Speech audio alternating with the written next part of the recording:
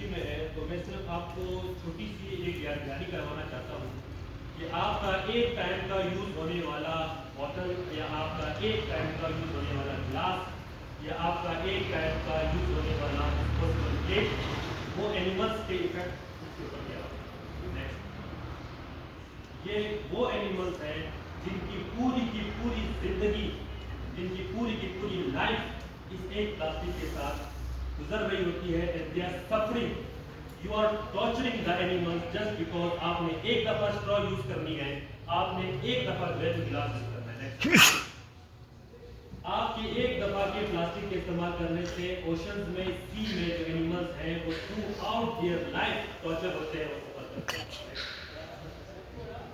एक बर्ड की जिंदगी आप सिर्फ इमेजिन करें कि एक प्लास्टिक के अंदर उसकी पूरी जिंदगी इस तरीके से वेस्ट होगी। जस्ट इमेजिन, अपने ऊपर ये सिचुएशन ला के रखें कि आपके ऊपर क्या गुजरती है।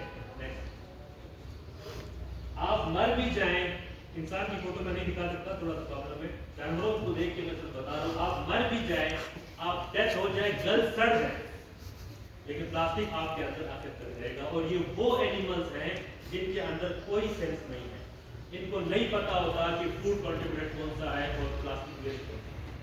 आपका तकरीबन 90 to 95% जो प्लास्टिक वेस्ट है वो ओशन में डंप होता है, ठीक है। उन ओशंस के जरिए ये बर्ड्स, ये एनिमल्स जो है उसे एज अ फूड सोर्स के तौर पे समझ के उसको खाते हैं, और फिर उनकी पूरी लाइफ जो है वो सफर कर रही है।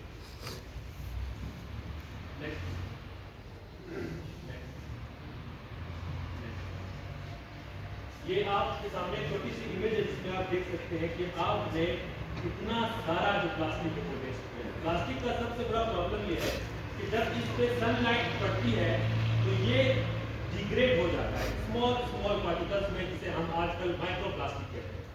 माइक्रोप्लास्टिक का मतलब ये है कि स्टिल प्लास्टिक है, सिर्फ उसका जो साइज है वो छोटा हो गया, जो उसका साइज है वो मिनिमाइज हो गया है। फिर यही प्लास्टिक वेस्ट आपके पास फिशिस के साथ उनकी खुराक में जाता है। अगर इसको आप लैंडफिल में डंप करते हैं तो ये प्लांट्स के रूट्स के साथ उसके अंदर आता है। अगर आप उसको एज अ फूड सोर्स पे किसी एनिमल्स को फीड करते हैं या वो उससे घास खाते हैं, उसके जरिए ये उनकी गोश्त में, उनकी मीट में, उनके खुराक में, उसके बाद उसकी खुराक से ज्यादा दोबारा आपके पास। टोटल 7 काइंड ऑफ प्लास्टिक है हमारे पास, जिसे आपके सामने मैडम जैनब ने भी आपको जिसने बताया है। मैं सिर्फ थोड़ा सा आपको हाईलाइट देना चाहूंगा कि हमारे पास कितने किस्म के प्लास्टिक्स होते हैं, ये उनकी कैटेगरीज है, और साथ में लिखा है कि इनमें से कौन सा जो है वो जो है रिसाइकल हो सकता है, कौन सा रिसाइकल नहीं हो सकता। बेसिकली अगर हम प्लास्टिक को डिवाइड करें तो हम उसको दो हिस्सों में डिवाइड करते हैं। एक वो प्लास्टिक होता है जो आपके पास इजीली मीलेबल होता है, आप उसको जैसे थोड़ा सा हीट देते हैं तो वो पिघलना शुरू हो जाता है, ठीक है। और एक प्लास्टिक वो होता है जिसको आप हीट दे जो भी करें वो टर्न नहीं होता, उसमें से जो माइक्रो प्लास्टिक है वो निकलना शुरू होकर आपके फूड में आ जाते हैं, अदरवाइज उस पर कोई इफेक्ट नहीं होता। मैं स्पेशली बात कर रहा हूँ उन लोगों की जो चाय वगैरह पीते हैं या जो फूड वगैरह खाते हैं रेस्टोरेंट्स में, जो गर्म खाना खाते हैं, या चाय जो हॉट चाय है वो पीने के शौकीन होते हैं, या कॉफी पीने के शौकीन होते हैं, जब भी वो कोई डिस्पोजेबल ग्लास या डिस्पोजेबल कप या प्लेट यूज करते हैं तो उसके जरिए, उस हीट के जरिए से, भले वो कप और ग्लास कुछ फर्क नहीं पड़ता, लेकिन उसके अंदर स्मॉल स्मॉल से कैंसरियस, मैं थोड़ा हार्ड लफ्ज इस्तेमाल कर रहा हूँ, कैंसर कॉज करने वाले प्लास्टिक्स मौजूद होते हैं, ठीक है, जो आपके फूड के जरिए आपके बॉडी के अंदर आते हैं, और फिर आप जो है उससे कैंसर या डिफरेंट तरह की बीमारी से सफर करते हैं।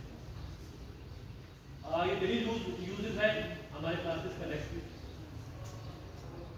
बेसिकली कुछ फैक्ट्स अगर मैं बताना चाहूँ प्लास्टिक के बारे में, तो हमें प्लास्टिक से सिर्फ मसला ये है कि इसको एक कोई डिग्रेडेबल नहीं होता, दूसरा इसको बनाने के लिए जो प्रोसेस यूज किया जाता है वो साथ साथ, एक तो आप बाजार से जहर खरीद रहे हैं, दूसरा फिर वो जो जहर बनाने का जो प्रोसेस है उसकी वजह से जो हेलोजेन मॉलिक्यूल्स जो प्लास्टिक को जलने से निकलते हैं उसका आपका एनवायरनमेंट पे बहुत बड़ा और बहुत डार्क इफेक्ट होता है। तो साथ साथ आप एक चीज प्रोड्यूस भी कर रहे हैं, आप जहर प्रोड्यूस भी कर रहे हैं, उसको प्रोडक्शन के साथ साथ आप अपना माहौल और अपना एनवायरनमेंट भी कर रहे हैं। अगर हम वर्ल्ड प्रोडक्शंस की बात करें तो आपके पास चाइना और हांगकांग जो है दुनिया में सबसे टॉप प्रोडक्शन है, ठीक है, और ये आपके पास सबसे ज्यादा जो प्लास्टिक लाने वाले मुल्क हैं, सबसे ज्यादा वो उस उसकी वजह, जैसे हमारे चेयरमैन साहब ने कहा, सप्लाई एंड डिमांड। जितनी आपकी डिमांड बढ़ती है, कंपनीज का मैन्युफैक्चरिंग का जो सप्लाई है वो और भी ज्यादा बढ़ता है। और हमारी demand day by day plastic के लिए इतनी बढ़ती जा रही है कि आई डोंट नो हम अगले 5 to 10 ईयर्स हम किधर चले जाएंगे। एक रिसर्च के मुताबिक अगर हम इसी तरह प्लास्टिक इस्तेमाल करते रहे तो आने वाले 10 से 15 सालों में हमारे पास समंदर में जानवर और जो फिशेज वगैरह है वो कम होंगे, प्लास्टिक हमारे पास ज्यादा होगा, क्योंकि हमारे पास और कोई सोल्यूशन नहीं है। आपका जो एशिया है, जो कंटिनेंट है, वो प्लास्टिक का डंप है। पूरी दुनिया से जो प्लास्टिक आता है वो जमा होता है आपके स्पेसिफिक ओशंस में। आपके पास सिर्फ फिलीपीन जो कंट्री है वो 1 बिलियन टन पर ईयर जो है प्लास्टिक जो है वो जो है डिकम्पोज करता है या इसको डंप करता है रिवर्स के अंदर। अगर 1 बिलियन टन को मैं आपको अगर रफली बताऊं तो ये 18 लाख ट्रक है। 18 लाख ट्रक जो है ये हर साल सिर्फ फिलीपीन की मैं बात कर रहा हूँ, चाइना हमको तो मैंने टच भी नहीं किया। ये आपके पानी में, ये आपके ओशंस में हर साल डंप करते हैं। यूएस है, ये टोटल ग्लोबल एवरेज है, आप देख सकते हैं कि कितना कितना प्लास्टिक वेस्ट करते हैं।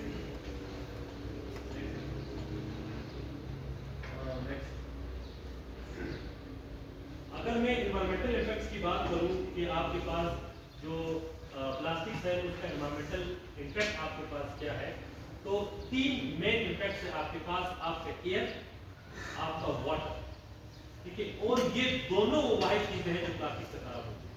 एयर आपका एटमॉस्फेयर प्लास्टिक बनाने से, और उसके बाद जब वो बन जाए तो उसको डंप करने से या उसको खत्म करने के बाद आप क्या करते हैं, दोबारा उसको पानी के अंदर डालते हैं। 90% आपका जो प्लास्टिक है वो ओशंस में डंप होता है, फिर वही ओशंस के जरिए वो पानी आपके पास घरों में आता है और फिर वही पानी आप इस्तेमाल करते हैं। Almost everything, even in your salt, एक रिसर्च के मुताबिक नमक आप इस्तेमाल करते हैं उसके अंदर भी ट्रेसेस ऑफ प्लास्टिक जो है वो पाए जाते हैं, जो आप प्लास्टिक करके आप इस्तेमाल करते हैं। नेक्स्ट,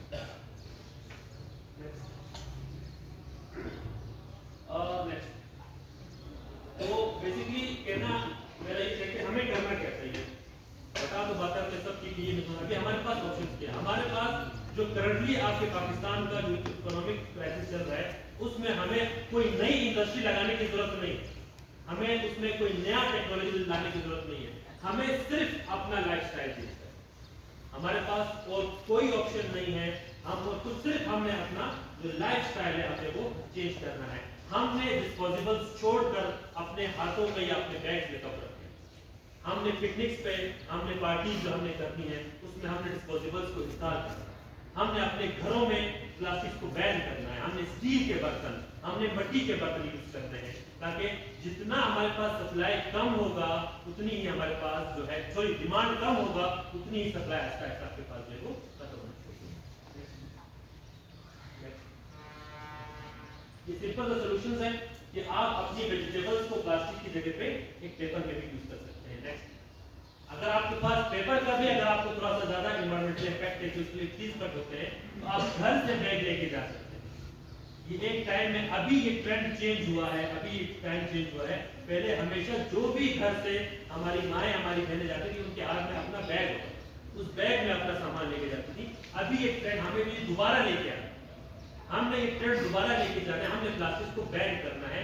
हमने घरों से अपने पास जो है जो वुलन कपड़े हैं, जो कपड़ों के बैग जो वो लेके जाने हैं, ताकि हम प्लास्टिक को टोटली बना सकें। आपके पास एक कंप्लीट चार्ट में सॉल्यूशन दिया हुआ है कि आप किस चीज की जगह पर क्या इस्तेमाल कर सकते हैं। आप मिल्क को रिटर्नेबल बॉटल्स में कर सकते हैं। ये ऐसी चीज है जो ऐसा नहीं है जो नहीं हो रही है, हो रही है।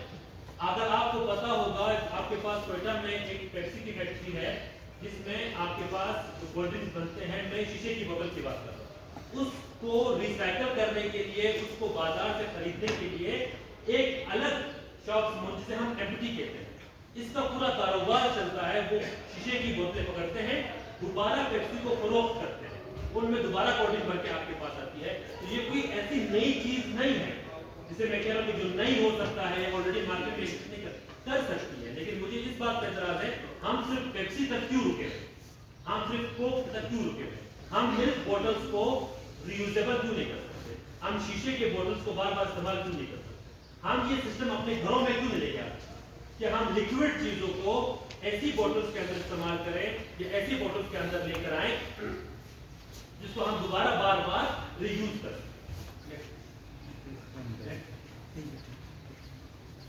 सिंपल सा स्टेप है, अगर आप चेक कर लें कि आपका एक रीयूजेबल बैग जो है जो आप घरों में इस्तेमाल करेंगे वो एक साल में 783 प्लास्टिक बैग्स का खात्मा करता है। ये वो बातें हैं, ये वो सॉल्यूशंस हैं जो हर इंडिविजुअल कर सकता है।